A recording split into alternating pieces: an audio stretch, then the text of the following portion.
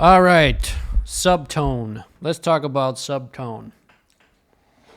So subtone is a very sexy, sultry, very physical sound. It's one of my favorite things to do on the saxophone because all that stuff you were told cannot be part of your tone, like air and breath and the sound of the tongue on the reed, is actually a feature, not a bug, for subtone.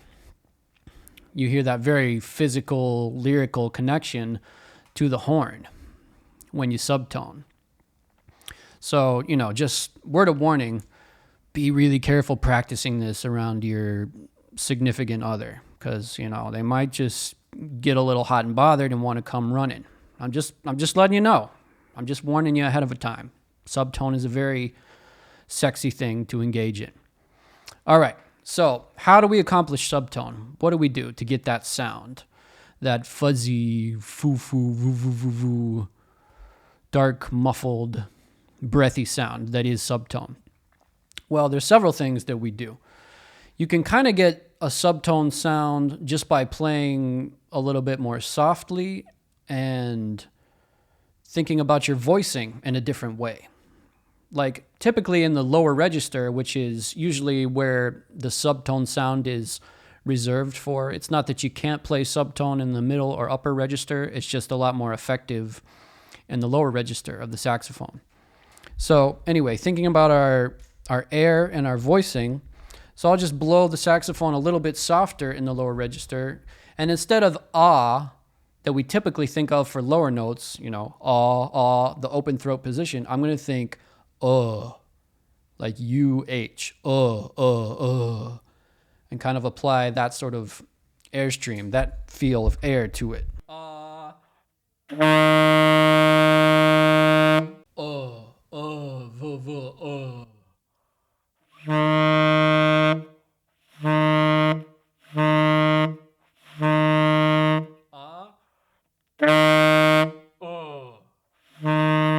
So there we can get a little bit of the subtone effect, as I said, just by changing what we're doing with our air and our voicing. We can get even more of the subtone effect, the subtone sound, if we do something with our bottom lip. So if I draw my bottom lip back towards the tip of the reed and let the bottom lip hang out, right around there and kind of muffle the sound of the reed, I can get even more subtone effect. So, like that.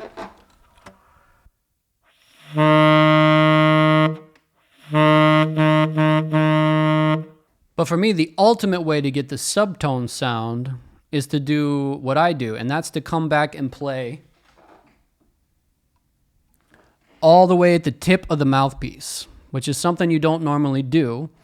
But if I'm playing a ballad in the low register or a tune where I'm going to be hanging out in that subtone area for a long time, I'll just go ahead and adjust my embouchure, not my embouchure, but the amount of mouthpiece I have in my mouth to, as I said, hanging out right there by the tip of the mouthpiece. To me, that's how I get the breathiest, warmest, fuzziest sounding subtone, is if I do that. I'll play a little bit. So normally I'm here, about there, but I'm going to come all the way back here.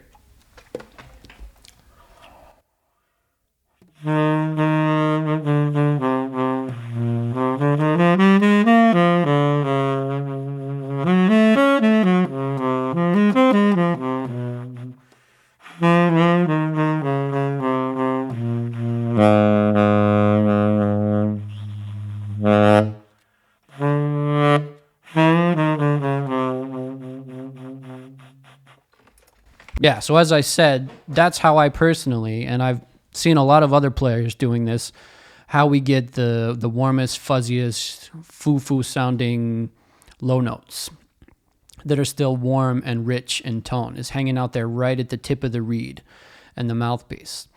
And the other thing that you can do is think about, as I was doing here, think about combining the sound of your breath, your air, with the subtone to get even more of that airy, breathy effect in your tone. If you listen to players like Lester Young, listen to Lester Young on I Can't Give You Anything But Love, that tune that I was sort of quoting a little bit at the beginning of the video. You almost hear more air than you do saxophone tone in his sound at times. Or listen to Ben Webster. He's a little bit more gruff, a little bit more edge in his sound when he does it. But Ben Webster's a great one. For alto, try listening to Johnny Hodges when he plays in the lower register. Tunes like Satin Doll off the Blues Aplenty record. If you listen to Hodges play on Satin Doll, you hear some really nice alto subtone. So that's really all there is to subtone. It's not that complicated or mysterious.